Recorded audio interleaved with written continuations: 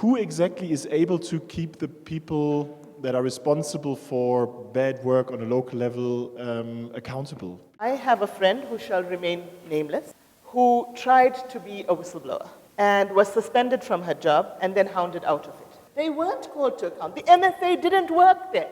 There were never any criminal charges against them. This tells me that there's a political imperative behind it to protect those people because possibly they are linked to some kind of an I hate to say it, but an in-government mafia.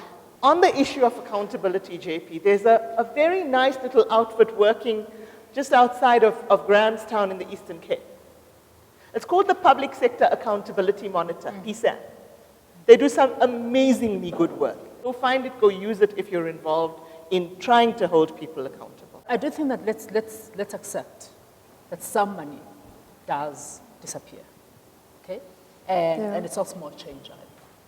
But also nobody feels that there are any consequences in not accounting for. You take those resources, you take them, you put them into upgrading, security upgrades in Ghana, right? It's not just about not using the resources for what they were intended for. An ethical issue around what you think is important. We are going through a very, very deeply troubled period. So you have a president of the country who stands in front of an audience and berates everybody about corruption. Nowhere in the logic of that statement does the president put himself there and say, what is it that I do or don't do that may, in fact, be seen as enabling this kind of thing. So what I'm saying is, when you are seen or found to be doing something like this, it's criminal and it has to be dealt with at a criminal level. That is one way of holding people accountable. What do you think is the feasibility and desirability of such local candidates contesting the elections, especially in the big metros? Placing independents who are rooted in communities as candidates at local government level is one very good strategy that can be a coordinated strategy through coordination of social movements. But it must be coordinated, and the reason I said it must be coordinated is the big parties have got loads of money to throw at local government, which independents do not have. Last year, the Auditor General reported that 11.5 billion was wasted expenditure, which is almost a quarter of their budget. And like 9% of South Africa's municipalities got a clean audit.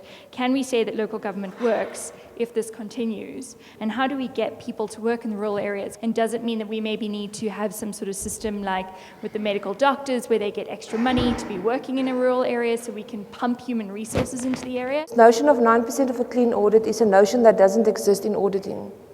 58% of municipalities could account for each and every cent that they've spent. They got unqualified audits.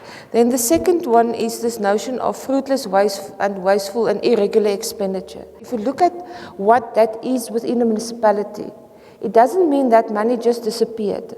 What it means is that sometimes it was spent on something that was not in the budget. How do you get people to work in rural areas? When you live in a very poor rural area where you don't have a lot of income, those municipal managers and senior managers earn substantially less.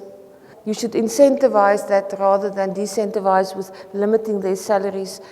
What is the role of civil society, organized civil society in realizing democracy? Local government legislation and practice, you have access to a lot of things. Any member of the public can attend any council meeting. So once you know about these things, there are ways that you can see, is the municipality doing what it said at the beginning of the year, what it will be doing. Municipalities have introduced municipal public accounts committees as part of the oversight and accountability mechanism. My experience around the continent, the one thing I would caution against, when that relationship between local government and civil society or formal civil society does change, is that civil society does not get sucked into replacing local government. Yep.